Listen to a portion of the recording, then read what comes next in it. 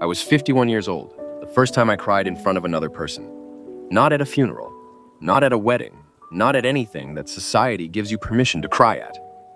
I cried in a supermarket, in the cereal aisle, on a Tuesday afternoon, because someone asked me how I was doing, and for the first time in 40 years, I didn't know how to say fine. Let me tell you who I was before that Tuesday. I was the person everyone called, not sometimes, always. When my mother got sick, I handled it. I made the appointments. I drove her to everyone. I translated the medical language into something the family could understand. I stayed calm in the hospital rooms while everyone else fell apart around me. When my sister's marriage collapsed, I was there. Every phone call, every late night. Every time she needed someone to tell her she was going to be okay, I was the voice on the other end. When my children needed something, I provided it. Not just the practical things, the emotional things too. I was present, I was steady. I was the ground beneath them that never moved.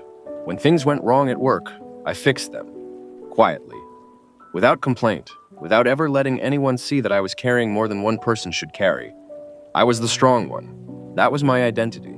That was the role I had been handed so early in life that I had stopped questioning whether I had chosen it. The strong one. The one who handles it. The one who is always okay.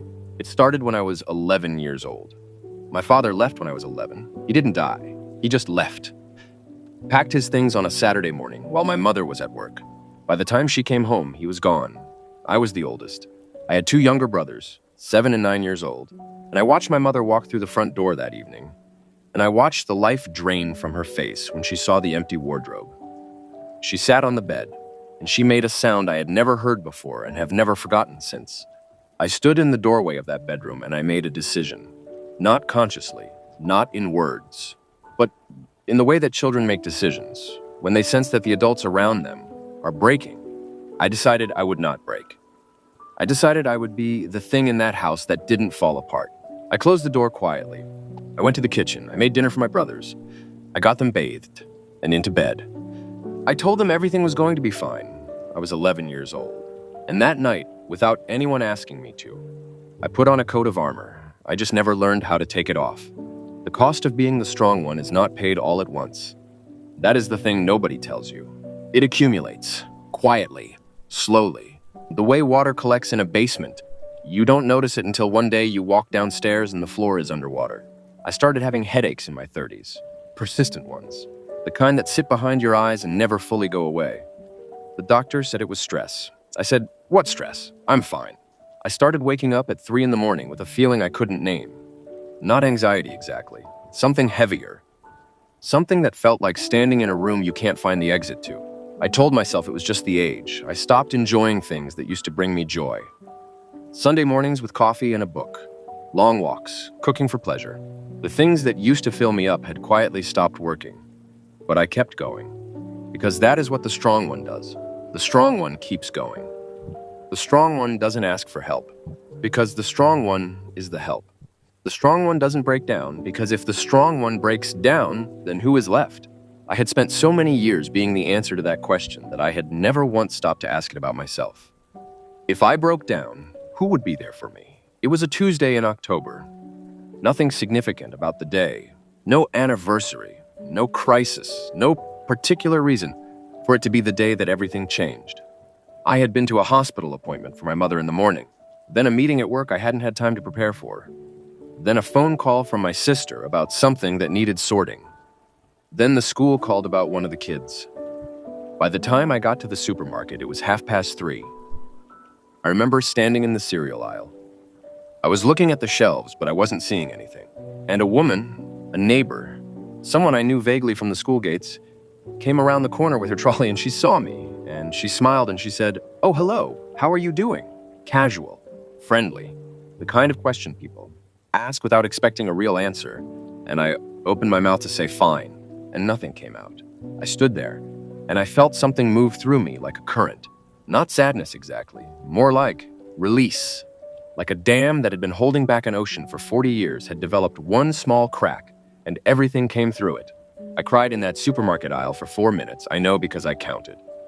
The woman, to her enormous credit, didn't run. She put her hand on my arm, and she said, "When did someone last ask you that and mean it?" And I realized I couldn't remember. I have thought about that question every day since. When did someone last ask me how I was doing, and mean it? And the more honest question underneath it, when did I last let someone? Because here is the truth that took me 51 years to face. Being the strong one is not just something that happens to you. At a certain point, it becomes something you choose. Because vulnerability is terrifying. Because if you let people see that you are struggling, they might not show up for you the way you showed up for them. Because if you admit that you are not okay, the whole structure collapses, the identity collapses, the role collapses, and you have no idea who you are without it. I had been strong for so long that I had confused strength with survival. I thought they were the same thing. They are not. Strength, real strength, is knowing when to carry and knowing when to put things down.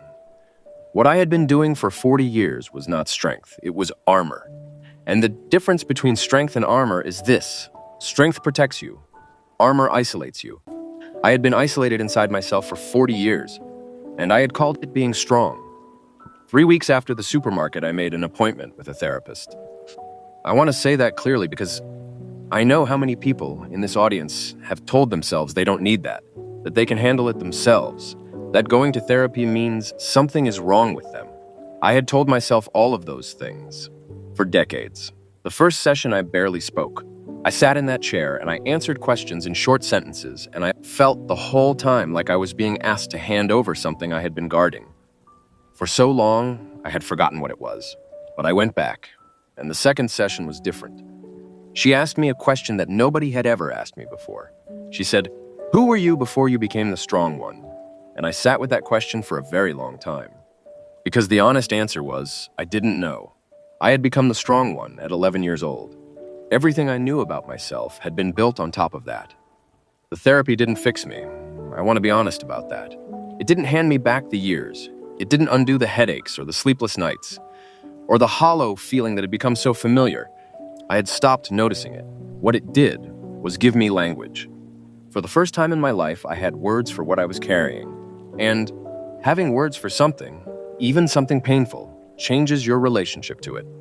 You can put down what you can name. You cannot put down what you have never acknowledged holding.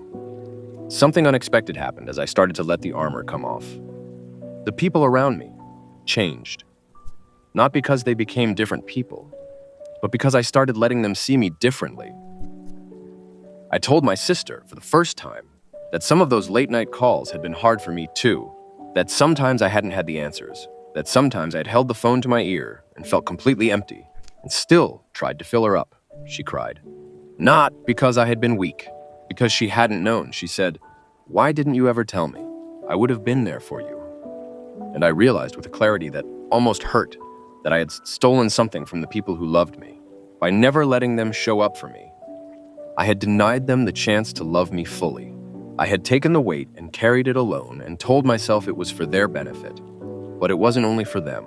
It was for me too. It was safer. It was easier than risking the possibility that they might not come. And in doing that, I had built a wall called strength, and I had stood on the inside of it, alone, for 40 years. I am not going to tell you I am fully healed. That is not how this works. 40 years of armor does not come off in a therapist's office or a supermarket aisle or a conversation with your sister. It comes off slowly, one small permission at a time. Permission to say, I am tired today. Permission to say, I need help with this. Permission to say, I am not okay right now and I don't know when I will be. These feel like small things.